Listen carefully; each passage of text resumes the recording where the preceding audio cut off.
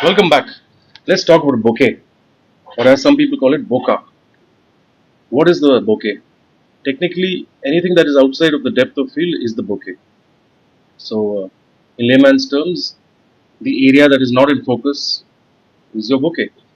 But today, the layman's definition of bokeh seems to be circles that you get when you have out of focus lights in the background. That's the simplest way we can think about it. Let's get into it. We will be learning three steps, three variables you can use to shoot a bokeh. The last one of them is free, so keep watching. Well, let's look at an image to start with. Let's start with a simpler image and then we'll work our way towards the lights. So this is an image of a little girl in a park. As you can see, the child is in focus and the background is out of focus. So technically the background is in the bokeh area. How about this? Shot in Mumbai at the gateway. In this image you can somewhat make out the lights turning the circles in the back. So here the person is in focus and the background is the bokeh. And here you can start seeing those lights that start to look like circles, closer to what people call a bokeh. Another image. How about this one? There's me and my wife. Our wedding photo, by the way. So the background is your bokeh again. Had there been something in the foreground out of focus, I would call that also the bokeh. Now let's look at something what people usually refer to as bokeh. This is a portrait shot with Christmas lights behind. So this is exactly what people call a bokeh today. How to shoot a bokeh? Or how do you get this effect? Variable 1. Use a long lens. The longer the lens, the shallower is your depth of field, and thereby the bigger is your bokeh area. Now, to understand bokeh, you also have to understand depth of field because they go hand in hand. In fact, they are the inverse of one another. So, technically, where the depth of field ends, the bokeh begins. But is there a clear cut line where the depth of field ends? Is there a point beyond which subjects are not in focus and within which it's all sharp? No, that's not how it is.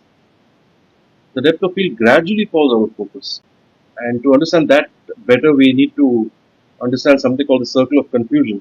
The circle of confusion is the largest circle that appears as a dot.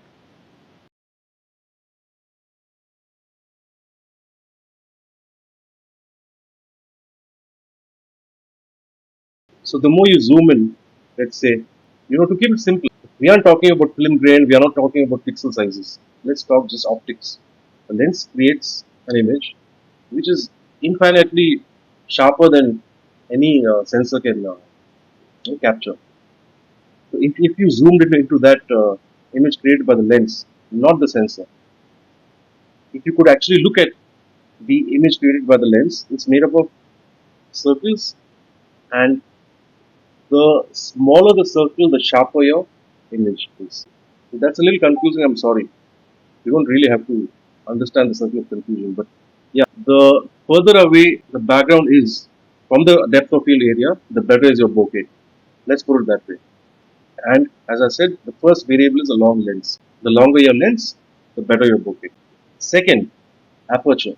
As you may know, a faster lens, which means a larger lens opening or a larger aperture, gives you a shallow depth of field. Again, a shallow depth of field gives you a better bokeh. Let's look at another image. Now, this is a shot in Kabul Park.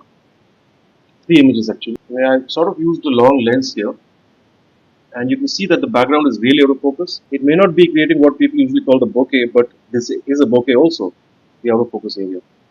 And I love Kabul Park, the backlight in the early morning. It's great. Shoot there if you haven't yet. Now for the third variable. Now these are a series of portraits shot in a restaurant called foyer. Here we begin to start seeing the bokeh shape, what people call the bokeh. And as you can see here, there's a shallow area of depth of field, and in front of the subject, it's out of focus. Behind the subject, the light's out of focus. So here we have used a fast lens, which was f1.8, which is a really large lens opening. So here we have used an f1.8 Nikon 50mm lens, which is not a really long lens, but the aperture allows for the bokeh. So, so there you have variable number 1, lens focal length. Variable number 2, probably more important, is the aperture of the lens. The faster the lens, the better is your bokeh. Variable number 3, and this one's a freebie. It will work with DSLRs, mirrorless, or even a mobile. And it's absolutely free. Guess what it is? The closer you move to the subject physically, the better is your bokeh. You just need to move in closer to the subject, and magically your bokeh begins to appear. I've shot an image of a vase just a few minutes ago. I'll share that. You can have a look. It's a lovely, lovely series of images of bokeh. Again, I've shot this with the Nikon 50mm 1.8, the same lens, and just moving in closer to this vase created this bokeh at the back. The lights at the back are nothing but those LED lights, which are stuck to the helmet. With Diwali and the festive season coming up, I'm sure you'll have lots of opportunities to shoot bokeh, be it Christmas trees or Diwali, diya lamps, shop lights, anything. Just keep these three things in mind. The longer the lens, the larger the aperture, the closer the subject, the better is your bokeh. Thank you for watching. If you like this, please do subscribe and like. Catch you next time.